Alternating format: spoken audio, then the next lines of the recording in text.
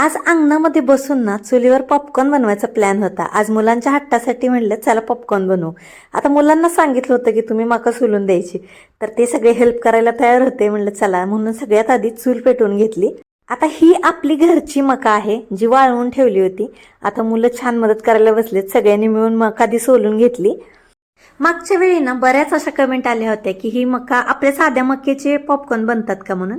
तर ही मका पॉपकॉर्नचीच मका आहे जी डीमार्ट मधून आम्ही आणली होती। तीच मका मळ्यात लावली होती एक्सपेरिमेंट करायचं म्हणून, आणि त्या मक्याचीच कणस आहे ती। तर ह्याचा पॉपकॉर्न बनतात, पण आपल्या साध्या मक्याचे पॉपकॉर्न बनतात का त्याची काय आयडिया नाही बरं का, पण ह्याचे मात्र पॉपकॉर्न चांगले बनतात।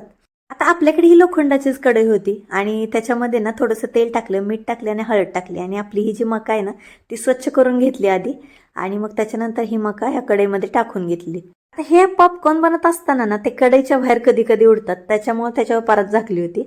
आता संध्याकाळच्या वेळी ना आम्ही सगळेच अंगणात बसलो होतो। आता माझं इथं पॉपकॉर्न बनवायचं चालू होतं ना, त्याच वेळी इकडे ताईचं नात्याचं दुसरं काम चालू होतं। मुलं वाट बघत बसली होती पॉपकॉर्न बनायची। आता तोपर्यंत इथं मात्र अंधार पडला होता। चुलीपुढे बसूनच आम्ही सगळ्यांनी पॉपकॉर्न खाऊन घेतले। आज चुलीवर मैफिल म्हणजे विशेष दुसरं काहीच नव्हतं, फक्त पॉपकॉर्न खाल्ले आणि उशीरपर्यंत अंगणात मस्त गप्पा मारत बसलो। खरं सांगायचं तर हे क्षण ना खूप खास असतात, कारण मोबाईल, धावपळ आणि आपली कामं सगळी बाजूला ठेवून ना आम्ही सगळे एकत्र येतो।